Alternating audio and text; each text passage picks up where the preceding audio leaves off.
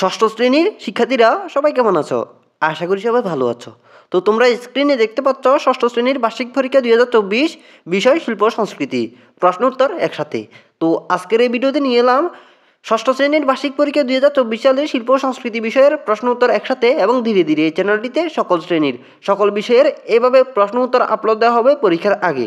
তো যারা যারা পরীক্ষার আগে প্রশ্ন উত্তরগুলো পেতে চাও তারা অবশ্যই আমাদের এই চ্যানেলটি সাবস্ক্রাইব করে রাখো, যাতে আমরা সেগুলো ইউটিউবে আপলোড দিলে তোমাদের কাছে সঠিক সময়ে সঠিক নোটিফিকেশন পৌঁছে যায়। অর্থাৎ তোমরা যাতে পরীক্ষার আগে প্রশ্ন এবং উত্তরগুলো হাতে পেয়ে যেতে পারো। আশা করি বুঝতে পেরেছো।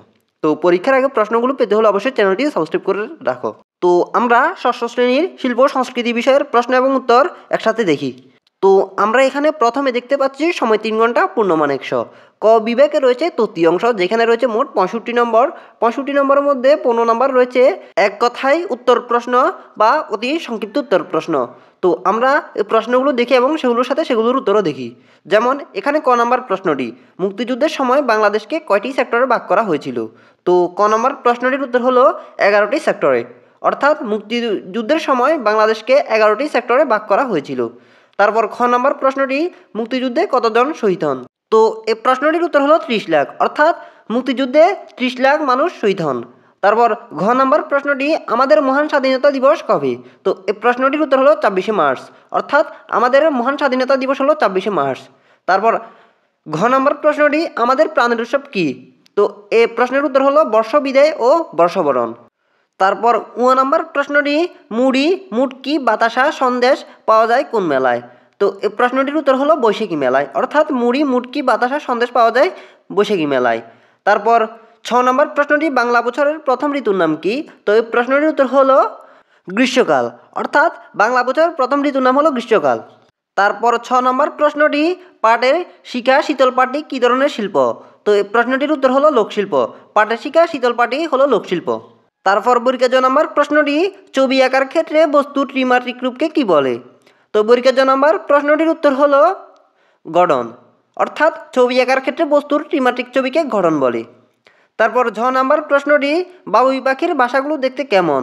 তো ঝ নম্বর প্রশ্নটির উত্তর হলো সুনিপুণ ও সুন্দর। অর্থাৎ বাবুই পাখির বাসাগুলো দেখতে সুনিপুণ ও সুন্দর হয়।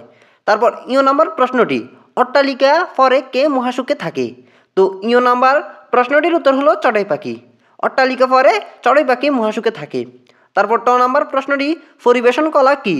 তো এই প্রশ্নটির উত্তর হলো সঙ্গীত, নৃত্য, অভিনয়। অর্থাৎ পরিবেশন কলার অন্তর্ভুক্ত হলো সঙ্গীত, নৃত্য এবং অভিনয়। আশা করি বুঝতে পেরেছ।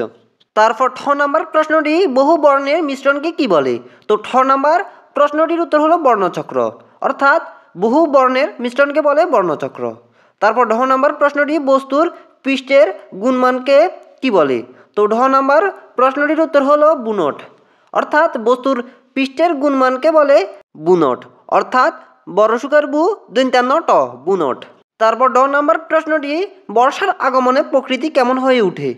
তো এই প্রশ্নটির উত্তর হলো চঞ্চল। অর্থাৎ বর্ষার আগমনে প্রকৃতি চঞ্চল হয়ে ওঠে।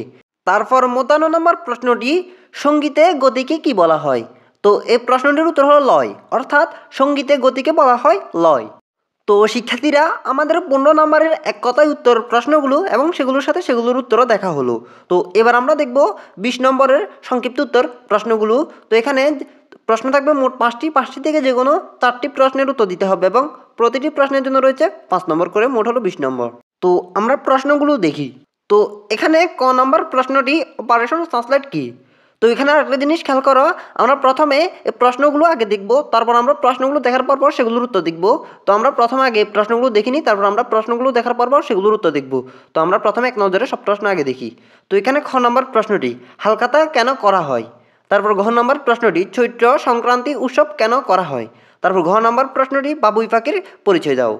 তারপর ও নম্বর প্রশ্নটি, মৌলিক রং কী? তো শিক্ষার্থীরা, আমাদের 2 নম্বরের সংক্ষিপ্ত উত্তর প্রশ্নগুলোর 5টি প্রশ্ন দেখা হলো। তো এগুলো থেকে তোমাদের যে কোনো 4টি প্রশ্নের উত্তর দিতে হবে। তো আমরা কিছুক্ষণের মধ্যে এই প্রশ্নগুলোর উত্তর দেখব। তো আমরা এবার দেখব 3 নম্বরের প্রশ্নটি। তো 3 নম্বরে বলা হয়েছে ছবি দেখে লেখো, আর্ট অ্যাপ্রিসিয়েশন, ক্রিয়েটিভ রাইটিং।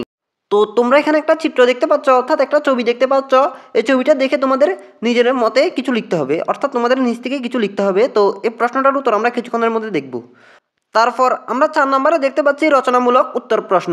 তো এখানে প্রশ্ন থাকবে মোট 4টি থেকে যে কোনো 2টি প্রশ্নের উত্তর দিতে হবে এবং প্রতিটি প্রশ্নের জন্য রয়েছে 10 নম্বর করে, মোট 2টি প্রশ্নের জন্য রয়েছে 20 নম্বর।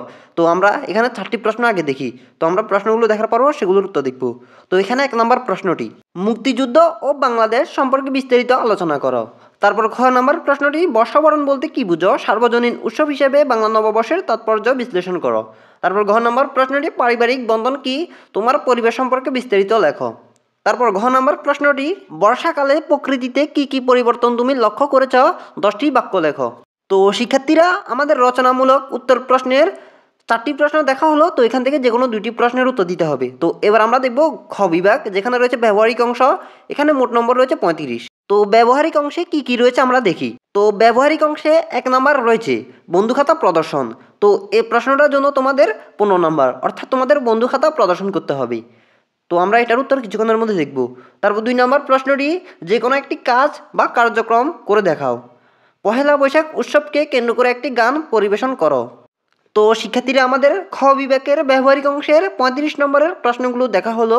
তো শিক্ষার্থীরা, আমাদের এক কথায় উত্তর প্রশ্নগুলো দেখা হলো এবং সেগুলোর সাথে সেগুলোর উত্তর দেখা হলো। তো আমাদের সংক্ষিপ্ত এবং রচনা এবং ব্যবহারিক অংশের প্রশ্নগুলোর উত্তর দেখা বাকি রইল।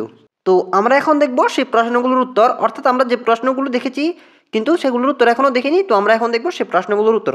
তো চলো উত্তর পর্ব দেখে আসি। তো আমরা চলে এসেছি উত্তর পর্বে। তোমরা এখানে প্রথমে দেখতে পাচ্ছ এক কথায় উত্তর, প্রশ্নগুলোর উত্তর। তো আমি প্রশ্নগুলোর উত্তর তোমাদের প্রথমে বলেছি, তাও তোমরা এখান থেকে দেখে নিতে পারো। তো আমাদের এক কথায় উত্তর প্রশ্নগুলো দেখা হলো। তো এবার আমরা দেখব সংক্ষিপ্ত উত্তর প্রশ্নগুলোর উত্তর। তো তোমরা সকলে এখানে একটু খেয়াল করো, আমাদের সংক্ষিপ্ত উত্তর প্রশ্নগুলোর উত্তর এই ভিডিওতে সরাসরি দেওয়া সম্ভব হচ্ছে না। তবে এগুলো তোমরা কোথায় পাবে বা কোন গাইডের কত নং পৃষ্ঠা এবং কত নং প্রশ্ন উত্তর, এগুলো তোমরা খুঁজে পাবে তা তোমাদের জানিয়ে দেওয়া হচ্ছে। আর যদি তোমাদের গাইড কিনা না থাকে, তাও তোমরা এই প্রশ্নগুলোর উত্তর কোথায় পাবে তা তোমাদের জানিয়ে দেওয়া হচ্ছে। তো তোমাদের কাছে যদি গাইড কিনে থাকে, তাহলে তোমরা যেমন ক নাম্বার প্রশ্নটির উত্তর পাবে তোমাদের কিছুদিন আগে বের হওয়া লেকচার চূড়ান্ত প্রস্তুতির যে গাইডটি আছে ওই গাইডটিতে।